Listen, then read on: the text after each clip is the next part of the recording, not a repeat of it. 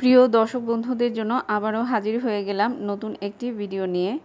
নতুন রাঁধুনি বা ব্যাচেলরদের জন্য আজকের ভিডিওটি খুবই কাজে লাগবে আশা করছি। আজকে তৈরি করে দেখাবো বিরিয়ানি মশলা। 1 কেজি মাংস দিয়ে বিরিয়ানি রান্না করতে গেলে কোন মশলাটা কী পরিমাণে লাগবে তার সব থাকছে এই ভিডিওতে।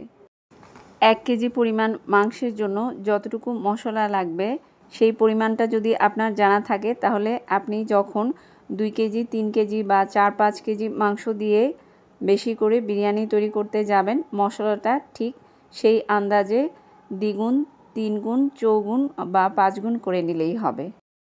বাজারে অনেক ধরনের রেডিমেড বিরিয়ানি মশলা পাওয়া যায়, তবে নিজের হাতে তৈরি করা বিরিয়ানি মশলা দিয়ে বিরিয়ানি রান্না করে খেয়ে দেখুন, এর স্বাদই আলাদা।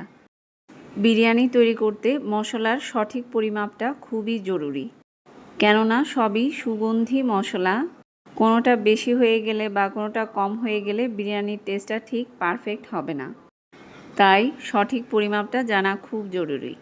স্ক্রিনে সবগুলো মশলার নাম উল্লেখ করা আছে, আমি কোনটা কী পরিমাণ সেটা বলে দিচ্ছি। গোটা ধনে নিয়েছি 1 টেবিল চামচ, 1 চা চামচ সাদা জিরা, 1 চা চামচ শাহি জিরা, 1 চা চামচ মৌরি, হাফ চা চামচ সাদা গোলমরিচ, হাফ চা চামচ কালো গোলমরিচ, 4-5টি শুকনো মরিচ, 2.5 ইঞ্চি পরিমাণ দারুচিনি, 3টি ছোট সাইজের তেজপাতা কেটে টুকরো করে নেওয়া, বড় হলে একটি হলেই চলবে, মিডিয়াম সাইজের হলে 2টো তেজপাতা হলেই চলবে, একটি তারাফুল বা স্টার অ্যানিস, একটি বড় এলাচ, 5টি ছোট এলাচ, 5টি লবঙ্গ, একটি জায়ফলের 4 ভাগের 1 ভাগ, একটি জয়ত্রীর অর্ধেকটা। কাজু ও কাঠবাদাম ব্যবহার করতে পারেন সম পরিমাণে। 1 কেজি মাংসের জন্য 4টি কাজু বাদাম ও 4টি কাঠবাদাম ব্যবহার করতে পারেন।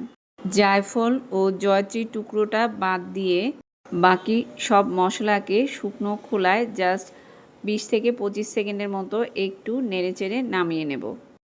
চুলার আঁচটাকে মিডিয়াম টু লোয়ের মাঝামাঝি রেখে জাস্ট কয়েক সেকেন্ড নেড়েচেড়ে নামিয়ে নিলেই হবে। খুব বেশি ভাজতে যাবেন না, বেশি ভাজা হয়ে গেলে মশলা পোড়া পোড়া হয়ে গেলে বিরিয়ানির মশলার টেস্ট নষ্ট হয়ে যাবে। মশলাগুলোকে না ভেজে আপনি এমনিতেই গুঁড়ো করে নিতে পারেন। পুরনো বন্ধুদের পাশে থাকবার জন্য অসংখ্য অসংখ্য ধন্যবাদ। আর যারা আজকেই আমার চ্যানেলে নতুন এই ভিডিওটি দেখছেন, তাদের কাছে যদি মনে হয় ভিডিওটি উপকারী, একটুও কাজে লাগছে, তাহলে ভিডিওটি নিকটাত্মীয় বন্ধুবান্ধবের মধ্যে শেয়ার করে দিন। সাপোর্ট করে সঙ্গেই থাকুন। নিত্য নতুন এরকম দরকারি রান্নার টিপস বা মজার মজার রান্নার রেসিপি দেখে নিতে বেল বাটনটি ক্লিক করে রাখুন। মশলাটা একদম পারফেক্ট ভাজা হয়ে গিয়েছে কিনা বোঝার জন্য তেজপাতাগুলোকে আলাদা করে একটু মুচড়ে দিচ্ছি।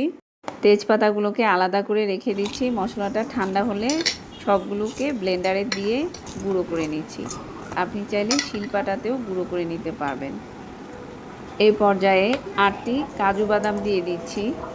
আমি শুধু কাজু বাদামই ব্যবহার করছি, আপনারা চাইলে কাজু ও কাঠবাদাম সম পরিমাণে ব্যবহার করবেন। সবশেষে দিয়ে দিচ্ছি 1 চা চামচ হলুদ গুঁড়ো। এবারে সব কিছুকে খুব ভালো করে ব্লেন্ড করে নিচ্ছি। তৈরি হয়ে গেল 1 কেজি মাংসের জন্য একদম পারফেক্ট বিরিয়ানি মশলা। আশা করছি ভালো লেগেছে, সঙ্গেই থাকবেন। ধন্যবাদ।